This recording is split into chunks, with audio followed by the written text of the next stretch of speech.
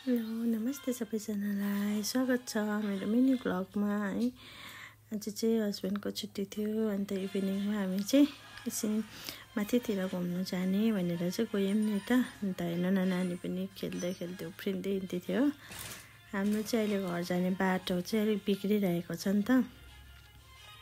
हाम्रो घरकै मुनिबाट चाहिँ बिग्रिरहेको छ, अहिले खन्दैछ है।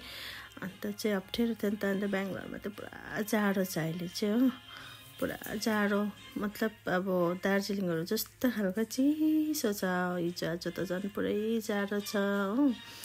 अन्त यहाँनिर हामी चाहिँ अलिक अँध्यारो थियो नि त। अन्त हामी जाँदैछौँ हो, चाहिँ सानो मार्केट एरियामा गएको है।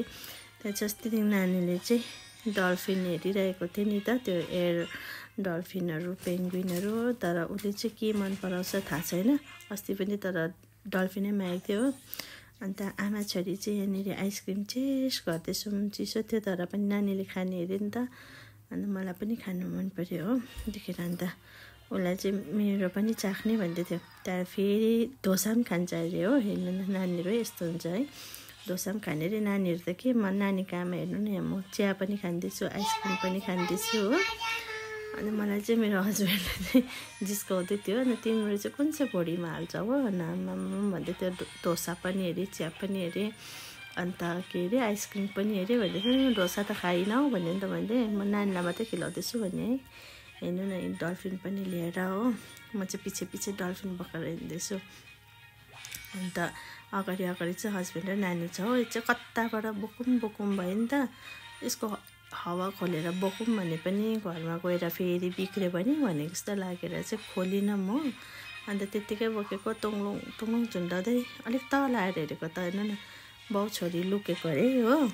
बाउ चाहिँ लुकेको होइन, छोरी चाहिँ लुकेको अरे मलाई तर्साउनुको लागि कि। हेर्नु न खोज्दै जानुपर्ने हो।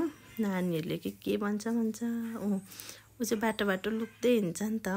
अन्त यहाँ चाहिँ त्यहाँबाट फेरि हामी फर्किँदैछौँ घर हो। हेर्नु न यत्रोबाट कसरी बोकुम भएको ट्याङल्याङ हो। अन्त त्यहाँबाट फेरि जाँदै थियौँ नि त। अन्त नानीले चाहिँ हँसाउँदै थियो पुरा हो, के भन्छ नि त हिन्दीबाट के बोल्छ हो। हँसाएर गर्छ नि त। अन्त उफ्रिँदै नाच्दै थियो। घरि यो दोकानमा पस्छु भन्छ, घरि त्यो दोकानमा पस्छु भन्छ। नानीले त हत्तु हैरान बनाउँछ नि एकछिन त हो। यहाँ पनि पस्छु भन्छ। अन्त यहाँनिर हेर्नु न त्यो आलु चपहरूको दोकान पनि देखाउँदै थियो। अन्त मैले अहिले खानु हुँदैन, त्यो पुरा धुलोहरू छ भनेको थिएँ हो। साथीहरू तपाईँहरूलाई एउटा चिज देखाउँछु है मैले चाहिँ। यहाँनिर चाहिँ यस्तो दामी हनुमानजीको स्ट्याचु बनाउँछ कि यहाँनिर एप्सहरू भएको। यो कारिगरले चाहिँ हाम्रो तल बिजनबारीको क्या जामुनीको शङ्कर भगवान बनाउनु पर्ने। कस्तो दामी बनाउँछ कि नानी, एप्सहरू धरि बनाउँछ, मसल्सहरू है। यो चाहिँ गणेश टेम्पल हो। अन्त त्यहाँदेखि यहाँनिर चाहिँ फेरि कुन चाहिँ भगवान्हरूको मन्दिर बनाउँदैछ हो। अलिक तल आएको थिएन नानीले पो बोक्ने अरे फेरि हो। उसले बोक्छु भने कि अन्त दिएको ऊ नसकी बोक्दैछ। फेरि बाउले चाहिँ उता टोपीमा झुन्डाइरहेको छ उसलाई हो, किनकि अब लड्छ। अन्त बिसाएको अरे हेर्नु न बोक्नु नसकेर हो। त्यहाँ फेरि मलाई ह्यान्डओभर गरे बाउले हो।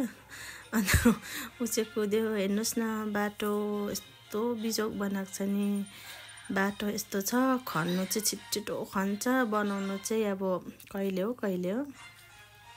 छिटो त बनाउने होइन।